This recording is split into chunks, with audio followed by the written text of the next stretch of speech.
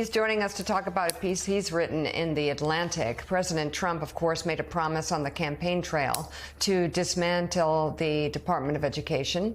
But as a new piece in The Atlantic details, the administration's push to defund education programs led to a surprising alliance against those efforts and forced the White House to back down from its first big cuts. So, Tolu, if you could talk about what's really going on here.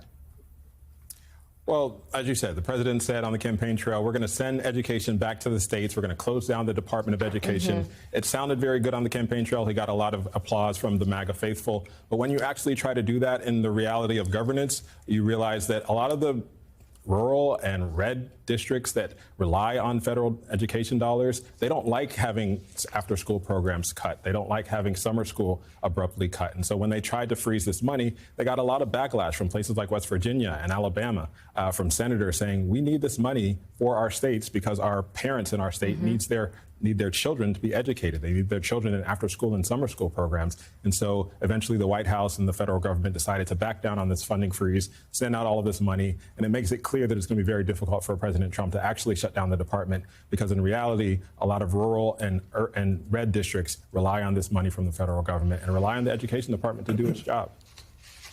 Does this perhaps point to other areas where major cuts have been made, maybe not just by DOGE, but the so-called big, beautiful bill?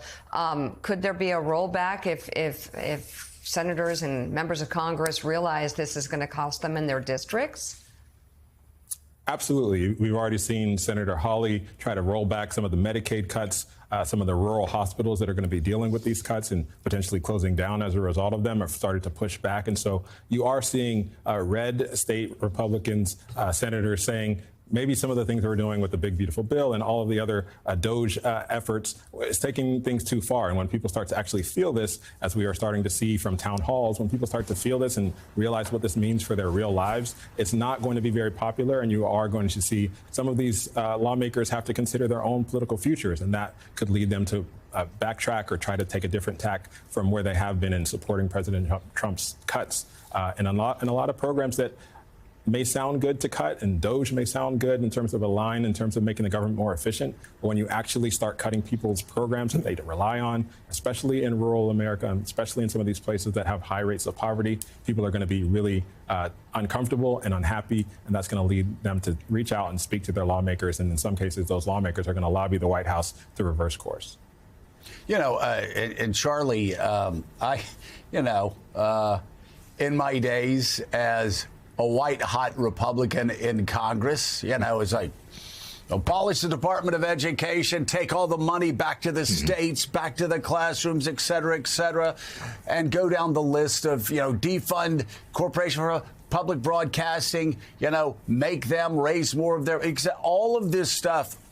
And, after about a year there, I found out, like Jim Vandehei said, that we were like on the 25% extreme. The base was with us. I could hold town hall meetings across Northwest Florida. People would cheer, whatever. But found out pretty quickly, and I said about 6 months in, I go, guys, contract with America thing worked pretty well. But when we start talking about cutting school lunch programs or just looking at what's going on. One of the things I voted against in Contract for America was Medicaid cuts. Because I said, we don't have a deficit because poor people are taking advantage of the federal government.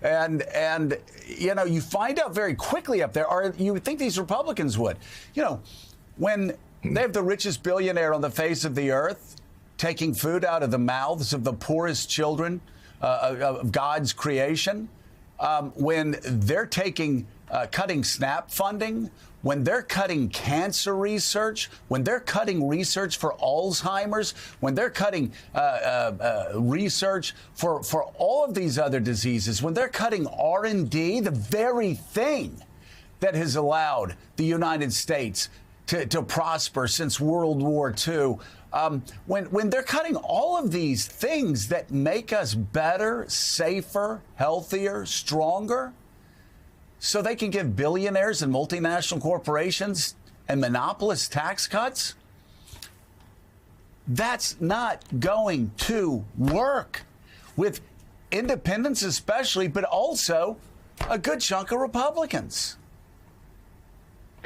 Yeah, the optics are not pretty, are they? But, pull the lens back a little bit to, the conversation you've been having. We actually have an education crisis in this country. By any measure, our competitiveness, we are not keeping up with the rest of the world in terms of, science and math. Reading scores are absolutely abysmal. And AI, may be doing well in the stock market, but it is about to hit the economy as this huge tsunami, wiping out millions of jobs. The question is our educational system up for that? Are we willing to make the kinds of reforms that are going to be desperately necessary? And I don't see any will or any interest in actually improving the quality of our educational system to move into the next century. As either political party doing anything, and what exactly is the Trump administration, the Republican plan, other than to cut here and there and to emphasize the culture war?